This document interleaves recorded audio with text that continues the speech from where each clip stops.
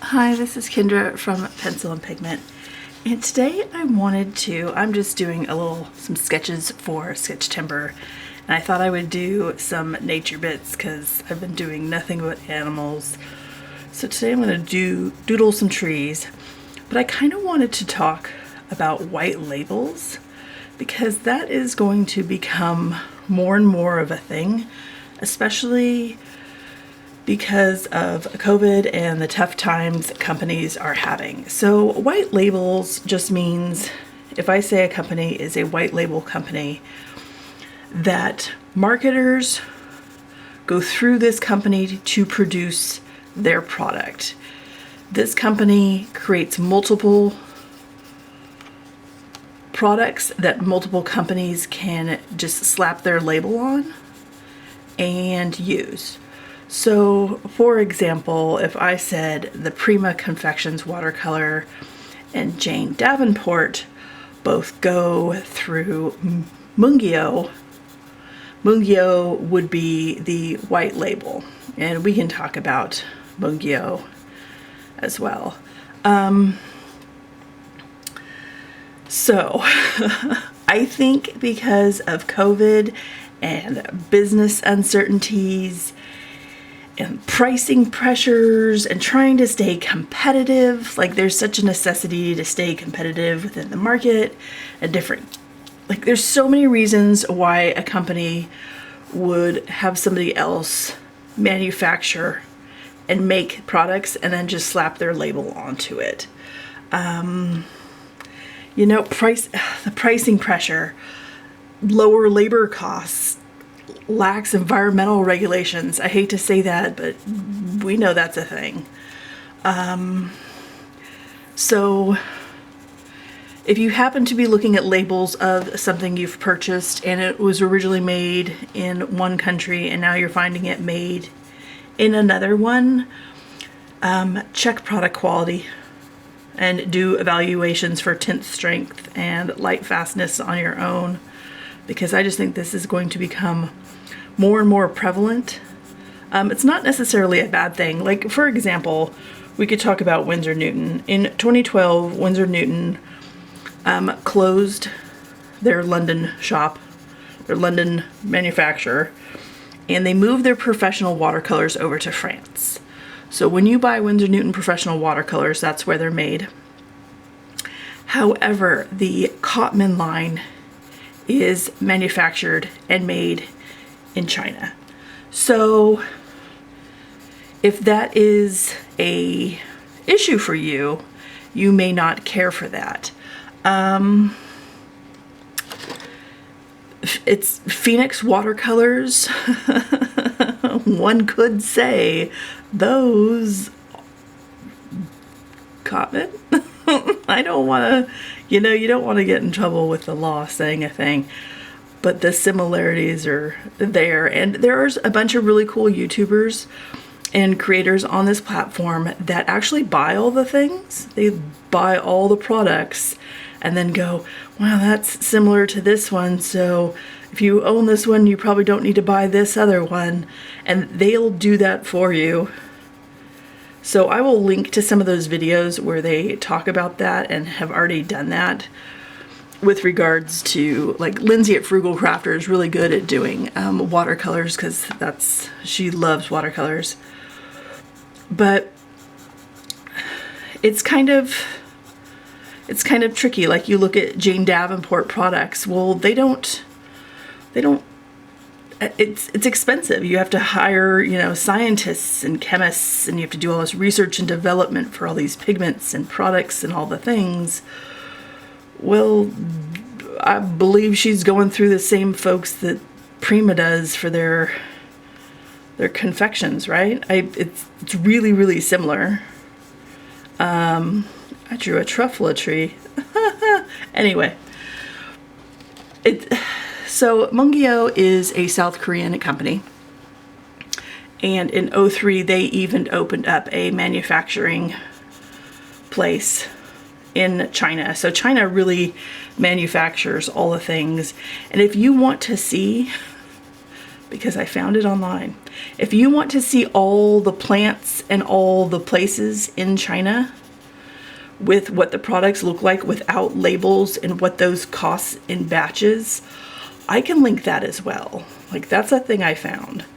So some of those, if you want to see what it actually costs the companies to purchase some of these products and things, it's incredibly fascinating.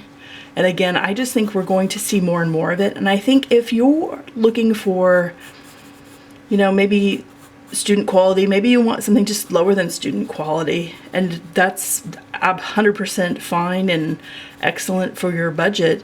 And if that's a thing that matters to you, and you end up buying multiples in the same sort of price range, you could be buying the exact same thing multiple times. So that's something I would kind of be wary of.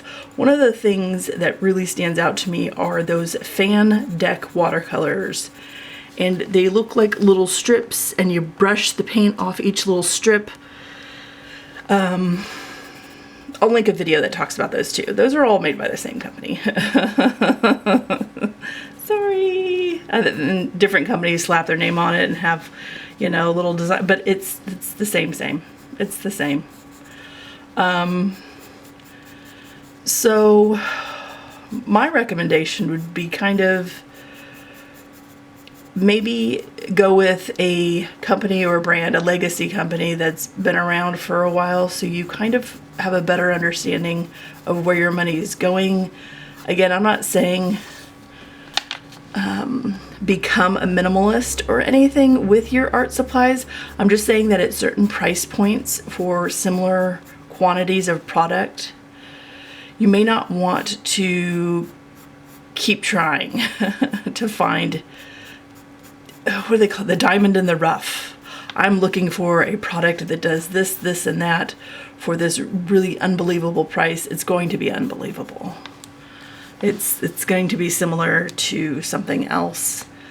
And just be kind of wary. I would say read reviews, and then, because sometimes reviews just aren't enough anymore, maybe go online on this platform and start looking at video reviews of people that really are passionate about that art supply product that you're very interested in, and see what they actually have to say about comparison with other companies and products, especially if you really like, you've purchased a bunch already, just to make sure you're not doubling up, because that would kind of be a bummer to pay more for something you think is a little bit better quality and it ends up being the exact same quality of something you already own.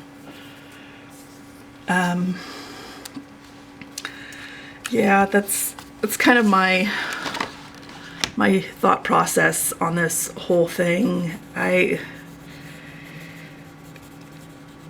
personally, I tend to lean towards things where I've heard a lot about the company and the company's been around for a long time. I'm very picky, and again, this is my personal preference. I know where it's coming from. I have no problem purchasing things from around the world with manufacturers for price points and all these different, that's not a thing that's an issue for me.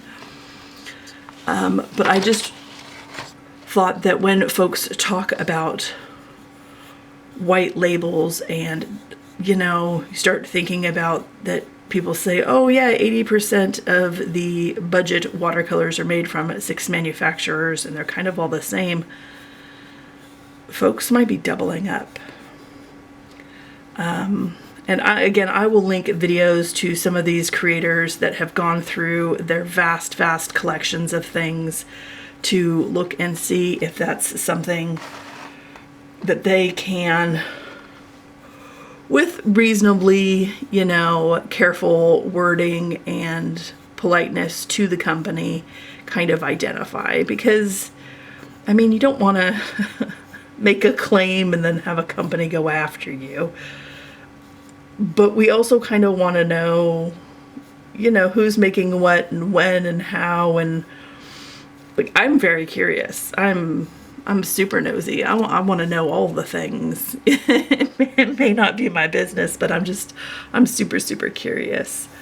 So I just thought I would come on here and talk a little bit about white labels and kind of what I thought of those. And it's more and more are going to move to China for budget constraints and business uncertainty. I think COVID has hit everybody really hard in the financial bank accounts. So we just need to be really thoughtful and mindful of our purchases to make sure that we're not doubling up and we're getting the quality that we still want.